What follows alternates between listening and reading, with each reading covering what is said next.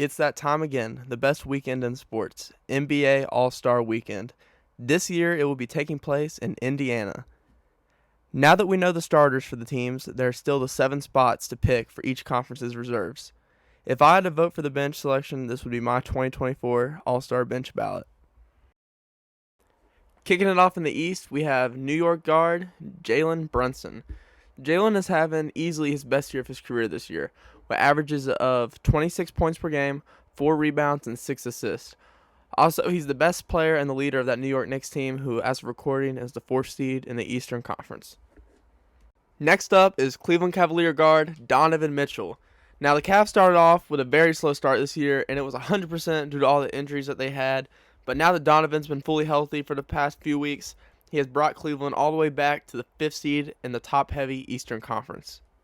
Now, it is very unfortunate that Cleveland did start off so rough, because if not, Donovan would probably be in the MVP race right now, with averages of 28 points per game, 6 assists, and 6 rebounds.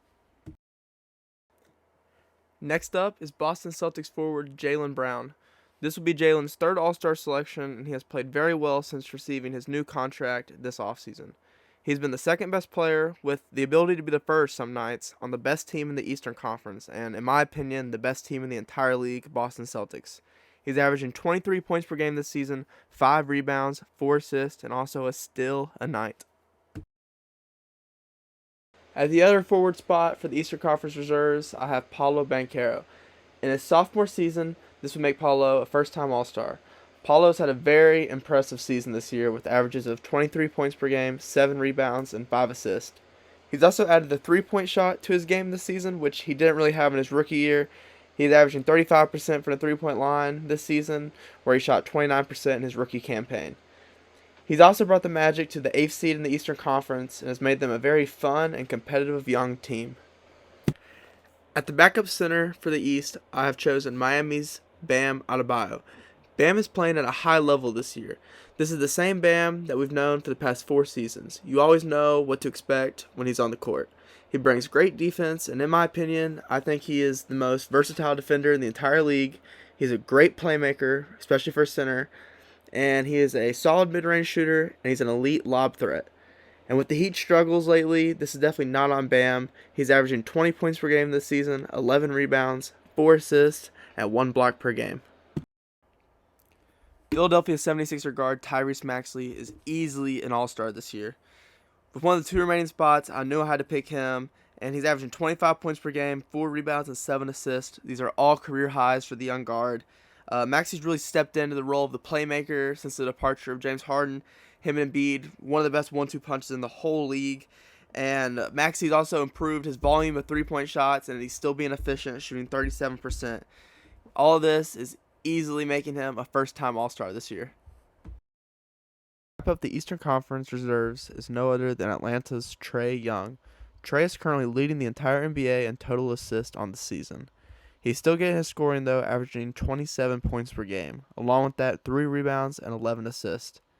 Atlanta has been very underwhelming this season, but this still is enough to put him into the All-Star game, which he should be, and hopefully the Hawks can figure it out in the second half of the season. First up, in the reserves for the Western Conference, we have Stephen Curry. It's still crazy to say that he'll be coming off the bench because it's the first time in 10 seasons that he will not be starting in the All-Star game.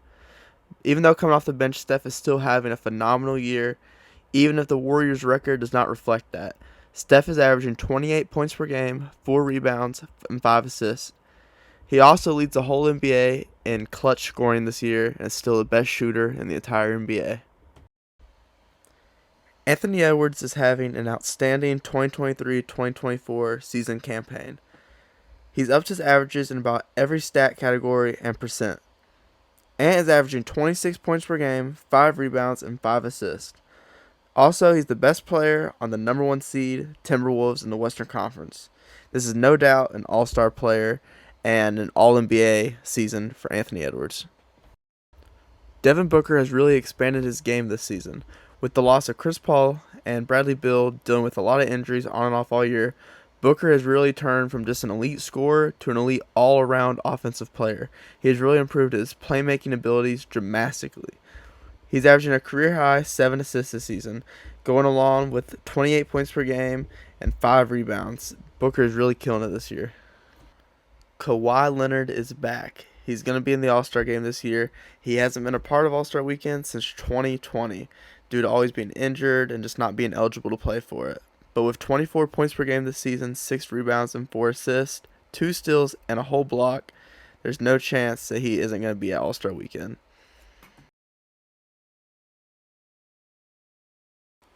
I think before this season, people forgot just how good a healthy Anthony Davis is. AD is averaging 25 points per game, 12 rebounds, 4 assists. And AD also has the potential to be the candidate this year for Defensive Player of the Year. He's averaging 2 blocks and a whole steal as well, really getting it done on both sides of the court. Karl Anthony Towns deserves to be an All-Star this year. I feel like he's easily been the second best player on the Timberwolves this season, who are the number 1 seed in the entire West. So I think they deserve 2 player spots on the roster, Anthony Edwards and Karl Anthony Towns. Cat has also massively improved his defense this season. He's really adopted to playing the power forward this season, averaging 23 points per game, 9 rebounds, 3 assists, and a career high 44% from 3. The West is stacked. This was a hard choice, but with my last pick, I'm going with Alperisson. The Houston Rockets currently have more wins right now this season than they did of all last season. Sengun has really stepped up, and he has improved, and I believe that he should get his first All-Star selection this year. He averages 22 points per game, 9 rebounds, and 5 assists. Career highs in every stat. Well, that's it for the video. My selections for who I think should fill out the benches for the All-Star games. I can't wait for the All-Star game. It's going to be awesome. And if you like this video, give it a thumbs up, subscribe. And I'm Dean, and I'm out. Peace.